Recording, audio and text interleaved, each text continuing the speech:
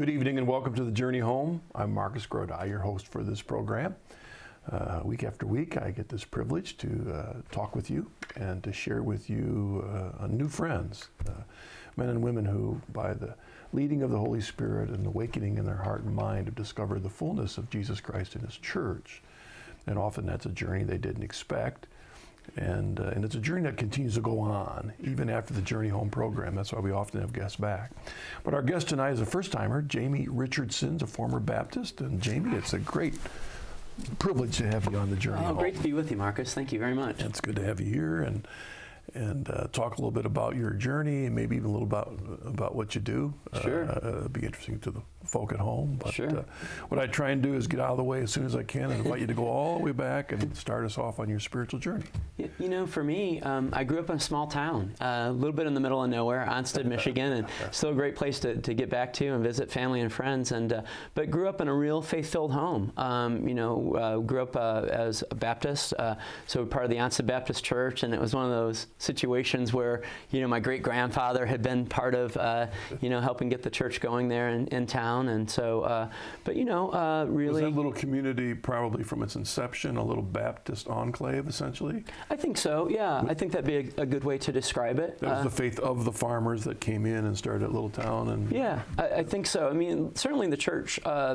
had and has a big presence in the town, and we didn't live in town, so the town has 550 people, and we lived outside of town, so it was pretty small. Were you all farmers? So, no, certainly some in my family were, but by that time, my great-grandfather moved to that area in the 1930s when land was really cheap and was able to purchase quite a bit of land, and my father worked in Detroit, so he made the drive each day about an hour and a half. My grandfather worked in Detroit, and they were on the sales side of things. But that was kind of the foundation and that part of things. Was the Baptist the primary or main option in your little town? I think it really was. Certainly, even going to school, my mom was the KYB club instructor, and KYB stood for Know Your Bible. And so on Wednesdays, if you had the permission slip signed, we would go over from the school over to the church and for an hour and a half, and I could never understand why my Catholic friends weren't going or allowed to go. But was there a Catholic church in town? There's a Catholic church called the Shrine, the Irish Hills, and beautiful, beautiful church. So but even at that early age, a lot of my best friends were Catholic. Mike Pauken and his family, my best friend all through elementary school, was a Catholic family. And so that was a great introduction to the faith even then. Was there discussion about the Catholics in your town, in your Baptist community or family? Looking back on it now, love my grandparents. My grandfather was direct in terms of some of his feelings, and kind of mutter under his breath that they're a bunch of idol worshipers, and kind, good man, and a great heart, but definitely had a bias that I'm sure was part of his upbringing in terms of seeing the Catholics as the other side of the train tracks. Yeah, but I'm guessing also your father and others who were leaving that little town into Detroit, and now you're in a much different culture. Yeah. It probably would have shaped their views. Yeah, I think so. And the world, is continuing to change, was changing them, but definitely, I mean, there was a bit of an anti-Catholic bias that I at least encountered. But you were a good Baptist. Now, did you ever come forward and accept Jesus as your Lord and Savior in that Baptist church? I did, yeah. And then part of that was going to Camp Barakel every summer, a great place, summer church camp, basically. And that was part of it. And, for me as a kid, that was something where it was a great experience, and it was a great way to better understand the Bible, to make good friends, and to learn about God. But as time went on, that's where I really just started to see what to me seemed like inconsistencies. And I think I later in life described it as what I would call the economics of salvation, where there would be the altar call, and with every head bowed and every eye closed, and then, I see you, brother, I see you, sister. And at the ripe old age of 8, I kind of peeked one time and saw that as the preacher was saying, I see you, brother and sister, nobody was raising their hand. And so that was like, oh boy, didn't feel right. But there were a lot of great memories from there, and certainly a lot of great experiences and foundations of faith. It sounds like in a little bit you're going to talk about maybe a drifting that you might have had, but when you look back at that time, in the privacy of your bedroom, the privacy of your life, do you remember a relationship with God, or was it mainly a Sunday thing? No, I definitely remember that call on a relationship with God and feeling that, even to the point where one summer, I think I was maybe 10 or 11, and we had at Camp Barakel learned about how to lead people to Christ, and we're given, the kind of the path of salvation and the verses to read, and then our family went on vacation, and so I didn't mention this to my mom and dad. We were at the beach over at Lake Michigan, and so I took my Bible and was going around to people on their towels, and the tough thing was one of the first questions they told us to lead with was, may I ask you a personal question? So the first person I wandered up to who was engrossed in a book, I said, may I ask you a personal question? And he uttered an expletive and said no. So it was a little bit of a lesson in reality, I suppose. But definitely I felt a call to relationship with Christ and with God, and really a good foundation that way. All right. So you're beginning in a great foot forward there from that environment. So then what happened? I think some things changed in our family. My parents had been married really young, right out of high school. My mom was a high school senior at the time they got married, and she was expecting me, which is, I'm just so grateful to my parents for being open to life. And at that point, there were a lot of options, that they could have done differently. Yeah, what time was that? What period? 1965, so. Right. So there have been a lot of other voices in her life trying to talk her to do something else. Absolutely, and to my father's credit, who since he's passed away, but my dad, said, I hope we have twins. Is what later in life when he told me about that, that's what he said his first reaction was, and so it gives me a special appreciation for unwed mothers, for the gift of life that happens, and it's there, and it's just such a great gift in whatever circumstances. And so I was really aware of that from a pretty early age, actually. I guess I did the math at some point and realized, that's interesting. But they were married very young, and as time went on, they drifted apart and drifted away from the church. And I think that was part of what started to change my worldview quite a bit. All right. Yeah.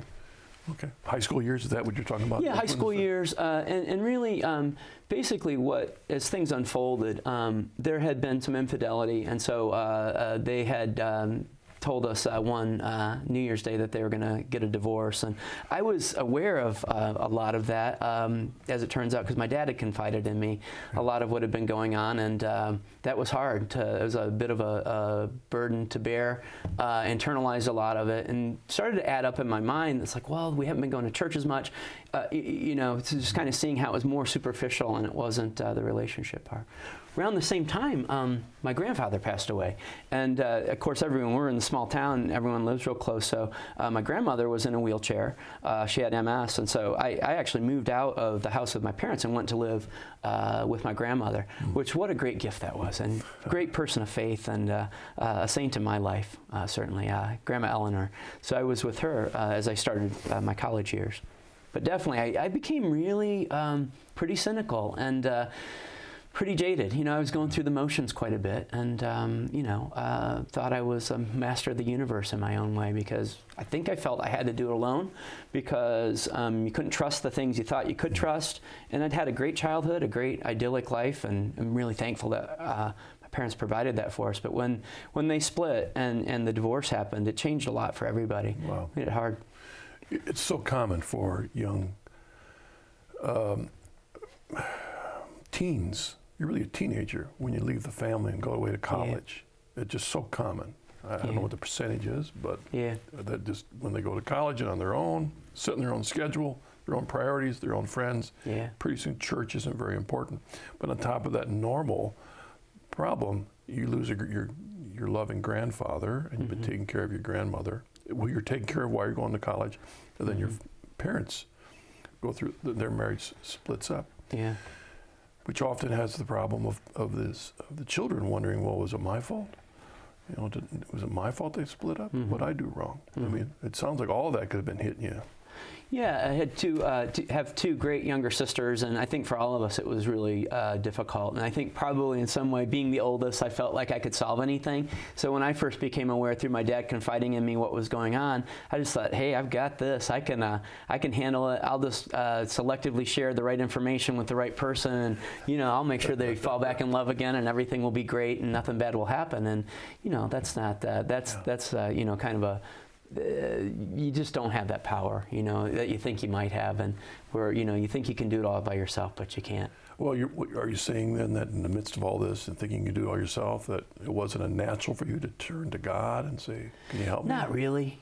I think for better, well, I know for worse, I know that if I look back on it now, I ran away from God. Not like in any kind of I've always had reverence. So it wasn't like this disdainful, like, how could you let this happen? I don't remember feeling angry at God. I just remember feeling like God was remote. But the reason God was remote, God was never remote. It was me running away and trying to avoid his call and not turning towards him at all. Just really trying to do it all myself. All right. So you're going to college while you're taking care of your grandmother, too. I mean, that's strange. Yeah, well, it's interesting. I was going to go to Michigan State and loved the idea of being a Spartan and had paid my advanced enrollment deposit and was ready to go there. And then, as it turns out, had the chance when I was a high school senior, ran track and cross country and had a fun, good season. And right around the same time a lot of these other things were happening, I actually had the chance to go to Siena Heights University. I was Siena Heights College at the time. Everyone's university now. And what a great thing. I think God had a plan, because Siena Heights is a great Catholic school. And I was able to do that and live with my grandmother and commute. So I didn't live on campus, but commuted back and forth. And boy, oh boy, I remember those classes with Sister Peggy Burns and Sister Pat Hogan. And I think they were talking to me about conversion, even though I might not have realized it at the time. So, good experiences. Well, wait a second. So you're going to a Catholic college. I mean, were you cognitive of the differences? Were you aware? Were you guarded? A little bit guarded. I mean, I think there was a part of me that was a little bit more open, because I was so unwilling to define what my relationship with God was, that to have it be something where it was a little less defined was comfortable for me. It gave me that room to be ambiguous, because it was somewhere in between. And I kind of was cognizant. I had my filters on from childhood about, they pray to Mary, they don't pray to God, and not realizing, of course, our great teaching about, how we're all connected, and the fellowship of the saints. But well, not all Catholic colleges are Catholic colleges, just like not all Christian colleges are Christian colleges. Right. So you're going to this local Catholic college because it's close. And it gave you a scholarship for track, is that what it was? Close and affordable, yeah. It made school much more affordable than it might have been. Still had student loans and worked selling fire extinguishers door to door to pay my way through school, but definitely it was proximity and life circumstances, and it really did feel that there was a lot that lined up to lead me to Siena.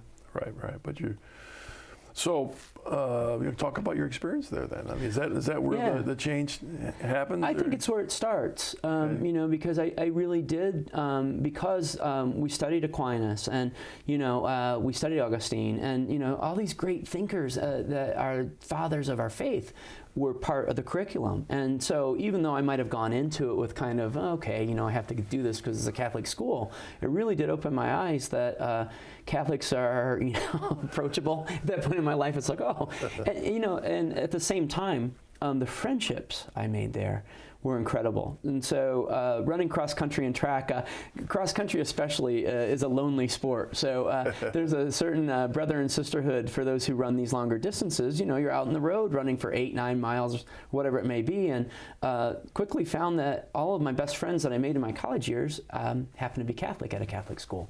So I think that was a great witness to me. And they would go to Mass. I didn't attend Mass with them, but still there was the great teaching of the church that was being revealed and shared with me. Were you yourself going back to your Baptist Yeah, worship? at that point, my family had started going to the United Brethren Church in town, and so I would go with my grandmother on Sundays, drive over, and we'd have a great breakfast somewhere afterwards, usually Willow Lake Truck Stop or wherever it may be, and that was an incredible time for me to be able to spend those years with my grandmother.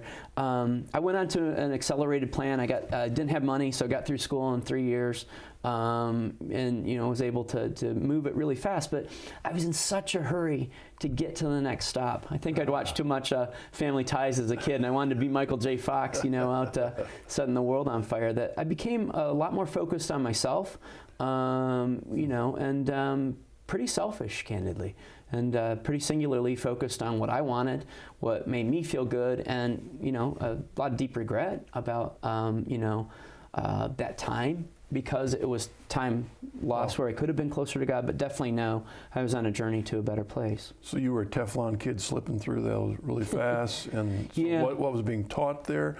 Do you see it back with that it planted seeds, or it just bounced off you? I think it planted seeds. I've always been intellectually curious, and feel that's a great gift that God gives us, and that's part of being human. Is what I've learned. I really believe this. Any hunger we have, however we try to fill it, it's really a Eucharistic hunger. And it's a hunger to be closer to Christ and to be one with Christ. And so I didn't recognize that that's what it was at the time. But I do know, looking back on it, that some of those classes and some of that encounter with Christ was happening right around me. And the examples I saw from the sisters, Adrian Dominican sisters and devoted Dominicans, but that whole notion of mission and seeking the truth and being able to speak the truth was great. And I would argue with them politically, and I still don't always agree with them politically on many things, but we had a great time really exploring what it means to be human. And I wrote a column for the school newspaper where I would, even address some of those issues politically or whatever they may be. And I'll never forget Sister Pat Hogan one day using one of my columns as the thing that we were going to pick apart for logical fallacies. So it was a humbling and good experience, but I loved every minute of it. Do you remember a Catholic doctrine or anything that just jumped up at you during those years that was like, wait, time out here? Yeah, I think the thing that I really grew to better understand about our Catholic faith, at that time still not being familiar at all with what it meant to be Catholic, was that it was open to our journey, and that God meets us where we are, and that that there is a sacramental life that there's a call to. And I really started to get that understanding that hunger that we might be experiencing isn't about checking a box, and it isn't to be disrespectful to my Protestant upbringing or my Protestant friends or family, but it just, to me, revealed the richness of what it means to be human, what it means to be Catholic, and what it means to be a Christian. And that's something I didn't really have before. I just really loved the intellectual tradition in the church, not because it was an intellectual tradition, but because it made sense to me. It started to all add up. And I might not have been able to call that a consciousness at the moment, but looking back at it now, I really understand that there was a lot that God was talking to me about, even if I didn't actively listen. But I was thankfully, I believe, able to absorb some of that. Yeah, you really have pointed out a radical difference, whether you were seeing it at that point, but you talked about as a young man opening your eyes in your Baptist worship when the pastor's calling for a hand to commit yourself to Jesus. Yeah. Okay, well, as opposed to a lifelong walk with Christ. Right. It isn't really a one-time thing, right, that once you've accepted Him, you've arrived. We recognize that our walk with Christ, as you described, is this long sacramental, not just what we receive on Sunday, but day by day, living out this incarnate relationship with Jesus Christ. Is a powerful thing. It's different than that. Just raise your hand and you've arrived. Right. Idea. Right. Right. And I have to say, I absolutely wandered during that time, and just really, it was about me. And not proud of that, but, I have regret. But I think that's where God's forgiveness is, the greatest grace of all. And just knowing that, He calls us to Him and loves us absolutely. And that's the greatest feeling. Well, Scripture says that we're comforted that we might comfort. It says that in 2 Corinthians. So sometimes God allows us to go through self-centered period of your life so you can help others that themselves are lost in that same thing. So you slip through this wonderful little Catholic college, hardly a scratch on you as a now brethren Christian. So what happens then? You step out into the business world. I did, yeah. I was fortunate, was able to land a job at J. Walter Thompson, one of the world's advertising agencies at the time, and was in this wonderful management training program. Little did I know that in landing that job, I would meet one of the people who would be just a critical part of my conversion. So it was in advertising and, fast-paced and, I was going to say, doesn't get much faster than that. No, it was great, and chance to apply a lot of the learning I had from Siena. But again, it was really self-absorbed and really about, how fast can I climb and where can I get to? And, if I need to work harder, I'll work harder, whatever it takes, with not much of a pause to think about anything else. Around that time, I was into it just about a year when my grandmother passed away. And that was a loss. She had just been such an influence in my life, and miss her every day, still, many, many years later. So, but in that path, working at the advertising agency, couldn't afford much because you made peanuts to start to begin with anyway, and so I was looking for a roommate, and I'll never forget a friend, Greek named Galafielia Kafanteris, but we all called her Lou. Lou came up to me and said, aren't you looking for a roommate? And I said, yeah, I can't afford rent. And so she said, well, Steve Wertman, he's an art director on the 4th floor. He's looking for a roommate too. He's been living at home, and he's 26 because he can't afford anything. And he's a nice guy. You guys should talk, and then you can split expenses, and you'll probably work with him at some point. Well, so the first question my soon-to-be friend Steve asked was, do you like country music? Because I know you're from a small town. And that was his kind of litmus test. And I'm not a huge country music fan. I like it, but didn't have a big collection or anything. So when I said no, he thought that was great. But it turns out that Steve was Catholic, and a great Catholic. And then two of my friends from Siena Heights moved in up above us. So Steve and I had a lower flat in this place in Royal Oak, and these guys were going to Mass every Sunday, and I was the kind of the cheese who stands alone. And but the beautiful thing was what was happening in Steve's life, because he was hearing God's call, and actually left the advertising agency and went into the seminary.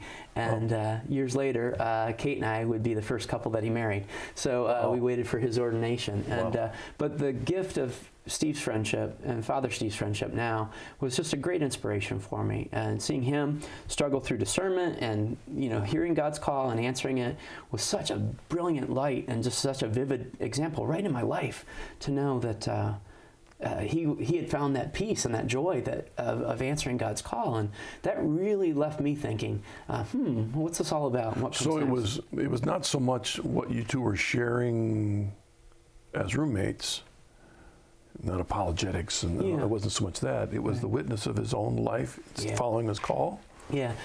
Internationally renowned, award-winning art director, got to the point where, and he would talk to me about, I'm really thinking about this, and I was very encouraging, because I could see his call was there and his goodness was there, even as a non-Catholic, and thought, wow, this is really powerful to watch this unfold. And so when he made that decision, it was like, wow, what a great thing for him, and I think it gave me a real great example of what joy is, what complete happiness can be in letting go of what we want and listening to God. Did the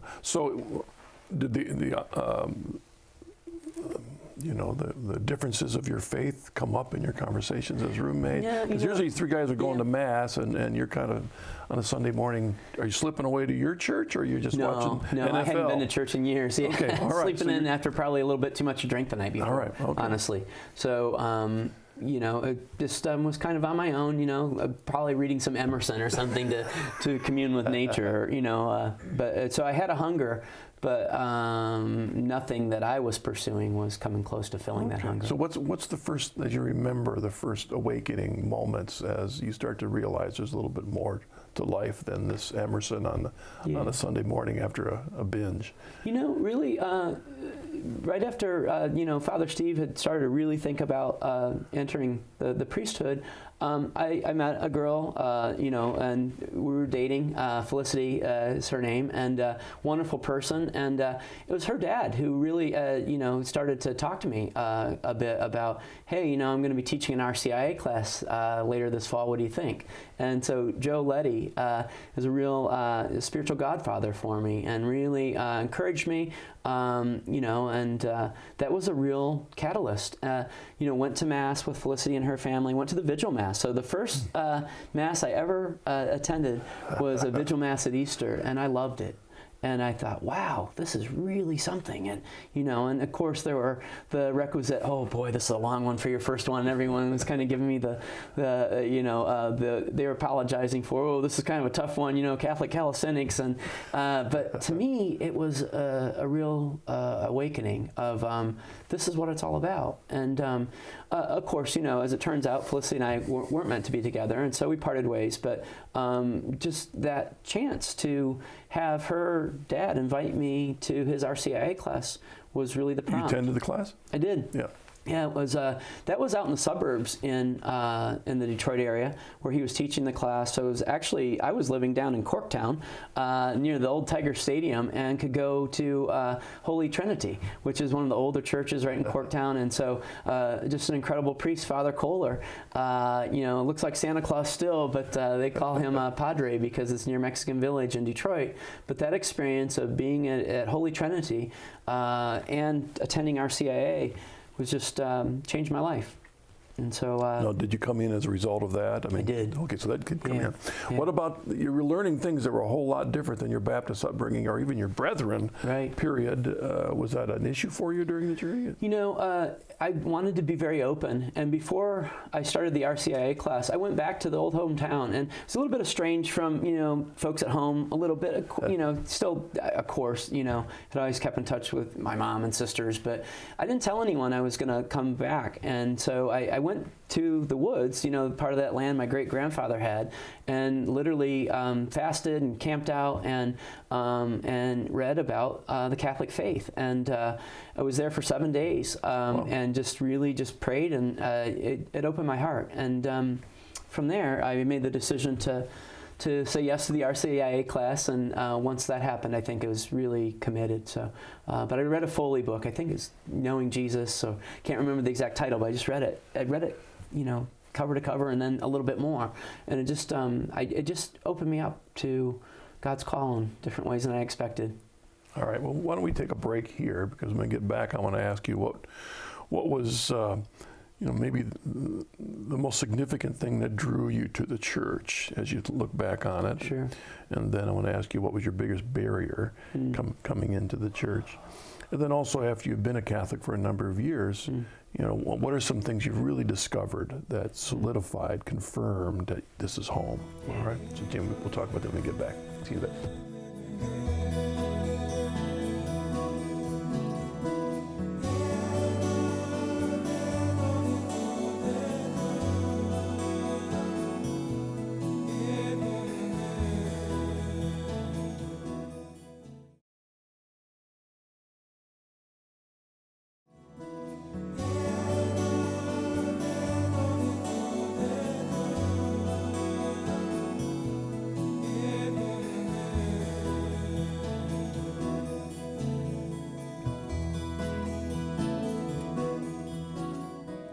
Welcome back to the Journey Home. I'm your host, Marcus Grodi, and our guest tonight is Jamie Richardson. We've got you into the Catholic Church at this point, but I wanted to back up just a little bit. And as you look back, it was at the time your girlfriend's father teaching RCIA, and so he introduces you into it, and by the grace of the witness of your roommate, who eventually became a priest. God was using all these different things to draw you to the church. As you look back, first of all, there are a lot of things that are different in the Catholic Church than in the Baptist Church, and of course a lot of them similar, because it's all one faith, at the core. What would you say would be the new things that really drew you to the Catholic Church? The new things that drew me were just that rich calling of all of history leading to our salvation and all that Christ has given, and the sacraments. Just to be able to experience the sacraments and the notion of that, even before I had experienced it, to understand what that meant, and that that we're spiritual and physical, that this isn't some Manichaean kind of doctrine where we're split, but we're united body and soul, really just lined up with everything in my heart I believe to be true.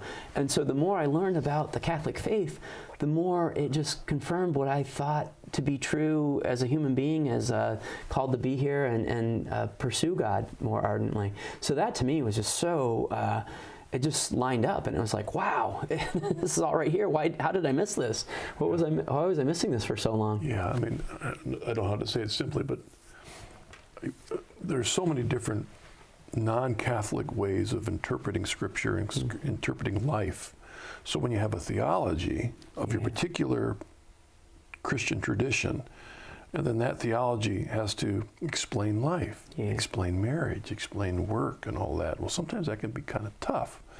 And what I found is that the deeper I understood Catholic theology, and then looked back and how does this explain life? Right. It made life and marriage and work and relationships make so much more sense. Yeah. It sounds like a little bit of what you were discovering yourself. Absolutely. Just to see that God's design is in everything, and that's who we are, and He's created us, wow, that was just such an eye-opener, and to be able to see that unfold before me as I was learning more and more about the faith, and to really understand things I probably was biased against, from that early upbringing of idol worshipers and all these other things, but to know that, wow, there is this communion of the saints, and, we pray for our friends. Why wouldn't we, pray with the saints and let them know that we're asking them to intercede for us. So those are just eye-openers, and it just lined up and made total sense to me. And the things where I had my own bias kind of went away and started to really open me up more and more. Yeah, well, the beauty of the theology and the realization of what communion of the saints means is that all of a sudden you're still united with your grandmother. Right. Right. Yeah. I mean, the joy of that, you always will be. Yeah. In a way that before we didn't have a category for that. When someone's gone, well, we assume they're with Jesus, but they're gone. Right. Well, as a Catholic, we realize, no, they're not gone. Right. There's this mystery of the unity we share. Yeah. The other thing that really just really struck home with me is this notion that we're given this. God gives us this great gift of life, this great gift of free will, and the great gift of the sacraments to be able to live more closely and fully with Him. And it's like, wow, it's all here in one place. Yeah, confession was probably a new thing for you. Confession was a new thing, and that is something that even on my journey has become, oh my goodness, that is just incredible. What a great gift to be able to have, reconciliation. And I stayed away from that one early on, and really, avoided it. But just to know that that's there for us, and to experience that with some frequency, and often I need it, and God offers that for us. That's been a real great part of my journey, is just to understand the grace and the forgiveness and just what that comforting forgiveness of God is. Now, as a Baptist, you would have celebrated the Lord's Supper once in a while. Right. And then a brethren, I'm not sure what the frequency is amongst the brethren. Maybe, it didn't seem that frequent. Maybe on Sunday night, and more of a communal kind of with the grape juice and passing it down the pew. So then the Eucharist is a new thing for you. Oh my goodness. When I came into the church, Father Kohler is probably still a little bit of a rebel, God bless him, but so it was all set for the Vigil Mass there at Holy Trinity. But on Thursday, at church on Thursday, he called me up and had First Communion then, which, as I thought about it symbolically, to be able to have my First Communion as part of the remembrance of, the Lord's Supper was really powerful and just unexpected. And I just felt like, wow, that was really, probably meant to be. Of course it was, but it just is one of those gifts where I'll never forget it. What about barriers? I mean, we're coming from a Baptist tradition, long-standing, even brethren, and then you enter the church. Was there any stumbling blocks for you? Barriers, I think, were a little bit, I have to admit, not proud of it, but what's my family going to think? How are other people going to react to me? I have great friends who I grew up in that Baptist church with, who I love with all my heart, and wanting them to know that we're all in this together, and that that respect them, but that God has called me to this, and I know that this is the right path. And so I think there's some barriers there. There's probably some barriers that were more like the gradual shedding of the old ways, definitely, in terms of really becoming aligned with what God wants and really discovering the depth and the glory of the teaching. I mean, the glory of theology of the body, which Pope John Paul II has given to us, and understanding the fullness of that, how, we're created by design to be able to be open to life and to let that be something we celebrate, and that, wow. Yeah, talk about the your own acceptance of the fact that we have a magisterium in the Holy Father. You came in during Pope John Paul the Great period, and of course since then we've had Benedict and of course Pope Francis now. I mean, again, that they didn't have anything like that in the Baptist world. Right, and I think probably in its early stages of being open to becoming part of RCIA, I probably did struggle with that. What does this mean, papal infallibility? And but to see the richness of that teaching and to understand what it means in the real world, and then wow, what a great time in history! I mean, faith, hope, and love. I think as we've heard, our three most recent popes described, and what an incredible time to experience the faith and to see firsthand the impact on individuals, the impact on the world, and to be called to a true appreciation for what it means to be Catholic, what it means to be Christian, and to be able to try our best to follow that example and just to experience it more fully has just been a great, great gift and blessing that's very nourishing. We have some emails before I jump into them. I want you to talk just a little bit about your work that you now do, but also your faith and relationship to work. Yeah, sure. I work at White Castle, so I get to help sell hamburgers for a living. And I serve as our Vice President of Government and Shareholder Relations. And one of the things that always attracted me to working at White Castle is how each person is treated with truly absolute dignity. So we have over 10,000 people who work at White Castle. What's great about it is, while we're not a Catholic company per se, one branch of the family that owns the business happens to be Catholic, but from the very beginning, I think we've been a brilliant example of Rerum Novarum in terms of really looking at the dignity and treating each person with true humanity and opportunity. And so more than 1 in 4 of the 10,000 people at White Castle have been there 10 years or more, and I really believe it's because they're treated with respect and honor and get to enjoy the work and have fun with it. So to me, it's great. And being able to be part of a group that allows me to really embrace my faith and live it through work is something that I think is really important. Yeah. And it's tough today, living out your faith in an environment where this hyper-tolerance, as it's often been said, the hyper-tolerant are intolerant to people with ideas that disagree with them. I mean, we're living in that day and age. And it's tough. Yeah, it is tough. And I think, to me, the message has been, don't hide your faith. Share it. See, I went back to my Protestant ways. I was going to say, don't hide under a bushel. No, I'm going to let it shine. But I love that through example, through being human, through letting God live through us and doing our very best to follow Him every day, I believe that we can be witnesses in all that we do, and witnesses to hope and to faith and to love and to Christ, and that's not at all incongruent with any workplace. Whatever might be going on around us, we just have to be true to the center. Yeah, the people that may be the ones that are most open are actually the ones with the biggest shells. They don't want to appear open, but they may be the very ones. You just don't know. You just don't know, and that's something I've grown more peaceful. I've gained peace about that in terms of just being able to do what we do every day and let God do His work. I mean, it's going to be okay. James from the Midwest writes, the Bible talks about the zeal of the new convert. What are some of your, quote, letdown moments where your faith was tested and challenged after your conversion? The awareness of being disappointed in my own behaviors at different points, just hitting me head on and like, where before it would have been easy to kind of, just push that aside, not worry about it. Hey, everybody does that, or it's okay. No, it was that knowledge, and at the same time, that was grace, because it's also allowed me to grow closer to Christ, to experience reconciliation, and to know that that call is something we're always working on. So to me, it's been my own disappointments and my own failings, but the beauty is it reminds me it's not about me, it's about giving that to God to begin with. In the book of Revelation, which turns out to be a very popular one amongst Baptists, they're often once a year preaching on end times and maybe even a rapture. But in the beginning of the book of Revelations, where John writes to these 7 little churches, every single time he tells those people, who some of them have been faithful, then drifted, all the different churches, but every time he says, in the end, it's to him who conquers. It's to him who conquers. So it's about our continuing, fighting the battle under grace. It's not about, well, one time I've been saved and I've arrived. No.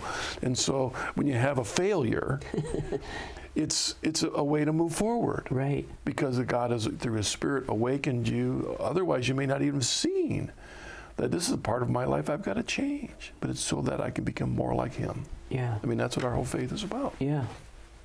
Mark from Baltimore writes, I was wondering if Jamie could suggest some ways that I could bring my faith into my secular work environment. How can I be a positive witness without being labeled an eccentric Christian? I'd say be yourself. I think God gives us great guidance when we're able to open up. And just by asking the question, I think that's a tremendous invitation that He's giving to you now. Just, I try, and I don't do it as often as I need to. I try to get to Mass as much as I can during the week.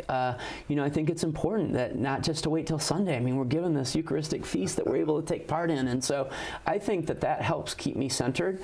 I also think that people, I don't know how, or I don't understand exactly how it works, but I know that God opens all of our eyes. And I think just being true to who you are and living your faith is the greatest invitation of all. And others will know that. I was thinking about those 3 guys you lived with, those 3 Catholics, one of who becomes a priest. Right. Some of us might have said, well, why aren't they sitting down with the Bible, or why aren't they sitting down with, the Catechism and trying to convert you? Well, that's one way that some people can do it. But maybe what was most important to you to see is that even though they went to Mass, that the rest of their life also connected with that. Mm-hmm. There wasn't a contradiction between what they did between Sunday night and next Sunday morning, and then what they did in that 1-hour Mass. Yeah, and my memory of that is that it was all in God's time, because it wasn't just that one lightning bolt that said, oh, I'm going to be Catholic. It was everything worked together, just as God intended it to. All right, well, again, our guest tonight is Jamie Richardson, former Baptist and Hamburg seller, as you say. As you look now as a Catholic with a Protestant upbringing, do you remember, as you look back, scriptures from growing up that became more meaningful later after becoming a Catholic? Is that an experience maybe that connects with you? Yeah, it really does. And especially, all that Paul writes about love, and it just took on new dimension. And then as God intended, after I converted, a couple years later, I meet Kate, and this just is, oh, what a great gift. And I'm just so thankful that God brought us together. And that's, to me, the boy being able to experience the sacrament of marriage, and then 5 children, Brendan, Chloe, Mary Grace, Maggie, and Finn. And every day we grow closer and closer together. And to me, I understand now the fullness of that God is love, but there it is, and He gives us this chance to experience that through the sacrament of marriage, and to know that we can be self-giving to one another is just really a great gift. All right. Got an email from JR. I'm really having a hard time in my life right now. How can I keep my faith when I am feeling discouraged and am doubting that God has a plan for me? What's worked for me, and it's an ongoing, one of those things I think we all continue to work on, is just to remember how much God loves us, that nothing we've done or can do will change how much God loves us, and that He's constantly calling us to be closer and closer to Him. And sometimes it feels scary. I know for me, it's like putting on the blindfold and falling backwards now and then, but God's always there, and that He yearns for us to be closer to Him, and there's great comfort in that. Nothing else matters. Yeah. The discouragement can be when you feel really far from God to not talk to Him, when that's really when you got to be saying, Lord, help me. And I absolutely believe that, we can be tricked into feeling unworthy of God's love. And you really have to, just embrace and turn towards God and realize that, no, we're not ever unworthy of God's love. He loves us unconditionally.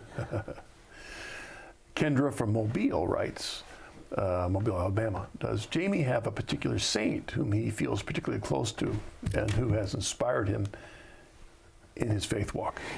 St. Francis Xavier. It comes to mind because it's my confirmation saint. But beyond that notion of adventure, of going into uncharted territories, of being able to be brave and thoughtful, and reaching out to others, being able to connect with people, I think that's just a really great calling. Our son's middle name is Xavier, so Brendan Xavier is named with a tip of the hat to Francis Xavier. But I think in my journey, he's been a powerful force. All right. Luann from North Carolina writes, I have watched EWTN for a while, which prompted me to research more about the Catholic Church on the internet. I feel I should go to a Catholic Mass, but I'm worried since I don't really know what to do and don't want to stick out. Should I just continue watching EWTN and not check out the local Catholic Church till I know more? I would encourage you to check it out. It's kind of like watching the trailer for the movie. It's really inviting, and we all love EWTN. It's a great resource and a great source of nourishment, but being able to see firsthand what that's like, and I know you'll be welcome. I know you'll be welcome when you have the chance to do that. Well, there is that feeling when you're a non-Catholic going, you just think they're all looking at you. Yeah. And we have to tell them no. Right. Because there's the fear that I'm going to stick out because I'm not going to know when to stand. Well, the truth is there are a lot of Catholics that aren't standing or sitting or kneeling when they're supposed to. So yeah. It's not about you. I mean, don't mean to make it sound so accusatory, but go and enjoy the maybe not sit in the front pew so you can at least sit in the back so you can watch when people stand and sit and what they're doing and observe, and then in the whole time you're doing that, pray, Lord, help me to understand. And what I found in those early days of starting to attend Mass is maybe it felt a little bit uneasy at first, but it was soon forgotten in terms of any kind of anxiety, just because the beauty of the experience is so rich and so wonderful. What have you, for example, you also came into during a period when we had the gift of the Catechism. Was that an important part in your journey? Yeah, it has been. It's been a powerful guide and source of nourishment and enrichment, and just to have great teaching and foundation, I think, has been really connected for me. I had the chance to read Augustine's Confession somewhere along the line. That was powerful because, wow, these are some of the things that we've all struggled with, and here it is, modern day, but look at what he went through on his path to conversion. And so I think that the Catechism, there's just so much richness. It's right there, ready to nourish us and for us to take part in. All right. Got another email, Marianne from Connecticut. I'm always fascinated by the stories of converts and their unique journeys into the church. After Mr. Richardson became Catholic, did any particular Catholic belief or devotion or practice take him by surprise and lead him in a new way to appreciate the depths of the Catholic faith? The Vigil Mass. That was my first encounter. I love the Vigil Mass, and that's something, perhaps because it's an anniversary each year, but each of the kids in our house get to go to Vigil Mass with Dad when they're 8, and so now Maggie, I think, is going to slip in at 7 this year because she's been pretty persuasive. But the fullness of seeing others come into the church and to realize that, this is what it's all about, is inviting others to take part in the sacramental journey that we're all on. It just continues to, it always gets me at some point. It always just catches me with sheer surprise and delight just to feel that call of God and be there. What about the Rosary? Now, that was a new thing for you. Yeah, the Rosary was new, and I love the Rosary. It's just like that, to be able to have that connectedness to Mary and to pray the Rosary and to realize that, that is really being in the presence of God. Adoration. Wow, I don't go as much as I need or want to. That's what I really want to work on that. Because when I'm able to go to adoration, when I make time for adoration, it blesses me 1,000-fold. And so to be in the presence of Christ and to be there gathered in that moment and to collect our thoughts and be visible and present to God. Oh, it's just wonderful. No, I don't want it to challenge you to be critical of our Catholic brothers and sisters here. That's not my point. But I want to talk to you about, as we look back in our lives, you admitted that you grew up with a lot of Catholics. Played sports, ran with them, knew them. During all those years, did they talk much to you about their faith? Probably not much, looking back on it now. Father Steve, definitely. So he gets some diplomatic immunity, probably. But I know as a kid, Not so much. I was puzzled why my friend Scott Pauken didn't come to KYB Club with me. I spent a lot of time at the Pauken household, and they were always respectful. I mean, right. They would pray before every meal. They would say prayers in the evening. So it was a great introduction. But in terms of actually unfolding and sharing more specifics about the faith, not so much. So, first 40 years of my life, all the Catholics I knew, especially in sports or in engineering, or when I was a research chemist, I worked side by side with Catholics all these years, and it never came up. Yeah.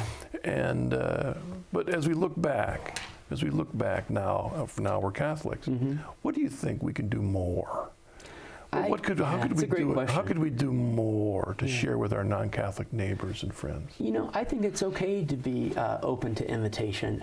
We have great friends, the Brennemans, and Doug was a Methodist, and Barb's dad, God rest his soul, he's passed away, but he was alone with his future son-in-law for a few moments in the car. Someone slipped into his store, and he said, "You ever thought about becoming Catholic? Hey, by the way, I can probably get you in."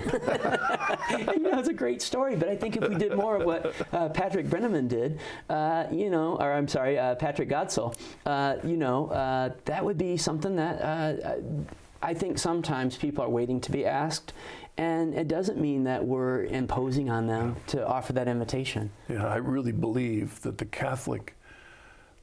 to me, the true Catholic understanding of evangelization is as relational as it gets. In other words, it's friendship, it's family, and because it's through friendship, through the connection, that we establish a ground to build the sharing of our faith on. It has validity. Right. If our friendship's not there, well, then anything we would say is not going to matter anyway. It's going to be counterproductive. Right.